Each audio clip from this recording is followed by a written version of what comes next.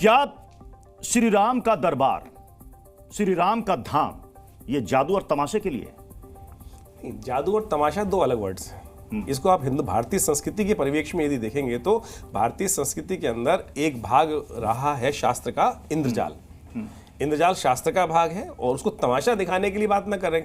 हम संस्कृति की अभिव्यक्ति करने का प्रयास करते हैं और हमारे समस्त शास्त्रों के अंदर इस इंद्रजाल के विभिन्न आयामों को वहां उपस्थित करने का प्रयास किया गया। कोई दिक्कत नहीं, इंद्रजाल के विभिन्न अनेक प्रकांड पंडित रहे हैं और उन सब ने अपनी अपनी कला को अपने शास्त्र के माध्यम से हमेशा अपने विभिन्न स्तरों पर उपस्थित करने का प्रयास किया। साधु संत कितने नाराज? मुंडे मुंडे मंदिर बनना, हर व्यक्ति की अपनी अपनी राय हो सकती है। मैंने आपको शास्त्र की एक बात रखी है और मुझे दिखाई दे कोई भी प्रमाणित बात को करे कि इंद्रजाल, ये आप कह रहे हैं कि सबका अलग अलग मन, भिन्न भिन्न मुंड की बात कर रहे हैं, करोड़ों हिंदुओं की आस्था जुड़ी हुई है। नहीं, आस्था में नहीं, क्या राम मंदिर परिसर क्या इवेंट की जगह है? मुझे मंदिर संस्कृति का विषय होता है, संस्कृति की अभिव्यक्ति करने का विषय होता है। नहीं, मैं आपसे सीधे पूछ रहा हूं, क्या राम मंदिर परिसर जिससे करोड़ों हिंदुओं की आस्था जुड़ी है, जिसके लिए कार सेवकों ने बलिदान दिया, तब जाकर ये मंदिर बनकर तैयार हुआ, क्या ये इवेंट की जगह है? नहीं, इवेंट की जगह क्यों नहीं? संस्कृति की अभिव्यक्ति करने की क्या दिक्कत है? मुझे तमाशा और जादू में मैंने कहा दो वर्ड अलग है। तमाशा करने की विषय नहीं, तमाशा एक उर्दू का विषय है और जहां पर अभिव्यक्ति जो है वो तामसिक प्रवृत्ति आती है। जादू में कोई तामसिक प्रवृत्ति नहीं है। मैं कहूंगा वराहमिहिर संहिता उठा के देखिए, उसके अंदर ऐसे ऐसे शब्द लिखे, ऐसी चीजें लिखी हुई हैं कि अगर आपको, आप खड़े हैं, आपके खड़े होते आपको आदमी के अंदर शेर दिखाई देने लगे तो क्या तमाशा कहेंगे? जादू का भाग है, इंद्रजाल का भाग है और उसके अंदर अगर इंद्रजाल को उठा के देखेंगे तो ऐसी ऐसी प्रमाणिक वस्तुएं उपस्थित की गई हैं। मतलब जो ब्रह्मांड के सबसे बड़े जादूगर है प्रभु श्री राम, जिनकी मर्जी के बिना एक पत्ता तक नहीं हिलता, उनके प्रांगण में, उनके परिसर में ये जादू आप कह रहे हैं? जादू नहीं, मुझे अब चलेगा नहीं। अभिव्यक्ति, अब ये कला की अभिव्यक्ति है। कला की अभिव्यक्ति में तो सर बहुत कुछ हो सकता है मंदिर परिसर में। नेगेटिव लेने का प्रयास ही ना करें। कुछ लोग नेगेटिव बात सोचने का प्रयास करें, फिर इंद्रजाल को हमारे शास्त्रों में रखा ही क्यों गया? हटा देते। चलिए, आप ही के बगल में शेष नारायण जी, मैं आप ही से पूछ लेता हूं, ये जो तर्क दे रहे हैं ना इंद्रजाल का, ये सही है प्रभु श्री राम के दरबार में? देखिए, इंद्रजाल में इस प्रकार की कलाएं व्यवस्थाएं हैं, लेकिन प्रश्न ये है कि भगवान श्री राघवेंद्र के दरबार में ये कितना उचित और कितना प्रासंगिक है। अगर देखा जाए तो जो लोग इस प्रकार का जादू दिखाने आए हैं, ये उनके लिए अच्छा हो सकता है। हर व्यक्ति अपनी अपनी कला भगवान श्री राघवेंद्र के श्री चरणों में समर्पित करे, ये एक अलग विषय है। लेकिन भगवान श्री राघवेंद्र के मंदिर में, जहां अयोध्या है, वहां भगवान श्री राघवेंद्र के चरित्र के संदर्भ में बहुत सारे ऐसे कार्य किए जाने अभी बाकी हैं जिनका आयोजन किया जाना चाहिए था। अगर उस प्रकार के जो चरित्र हैं, जैसे रामचरितमानस में सैकड़ों शंकाएं हैं, विद्वानों के उस पर विचार विमर्श हो सकते थे, उस पर शास्त्रार्थ हो सकता था, उस पर संगोष्ठियां की जा सकती थी, अयोध्या के अनुरूप थी। लेकिन एक तरफ जहां जिन भगवान श्री राघवेंद्र के मंदिर को बनाने के लिए लाखों लोगों ने बलिदान दिया हो अभी तक, और उसे मैं जादू को बेशक गलत ना मानूं, लेकिन ये जरूर मान रहा हूं कि अगर उन बलिदानों के परिप्रेक्ष्य में देखा जाए तो बहुत हल्का आचरण है, ऐसा नहीं होना चाहिए। ठीक है, नवल किशोर दादी, क्या इस जगह का चयन सही था इस इवेंट के लिए?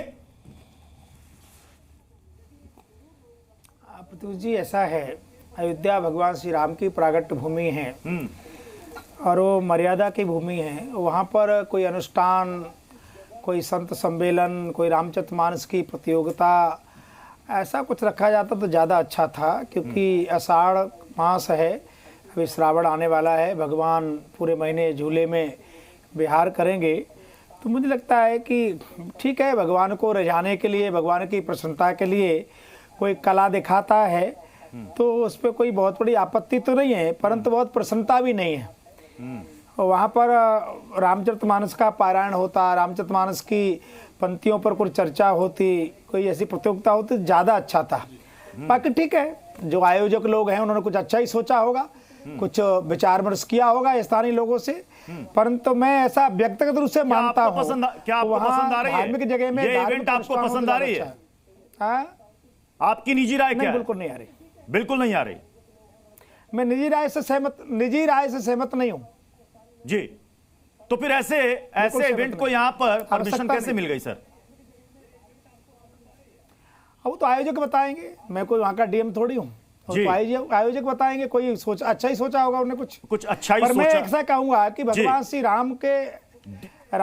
श्री राम के आंगन में वहां कोई मानस की प्रतियोगिता होती, कोई मानस का पाठ होता, कुछ संतों को विद्वानों को कोई अनुष्ठान होता जो ज्यादा अच्छा था। अच्छा ही सोचा होगा, मैं और क्या कह सकता हूं।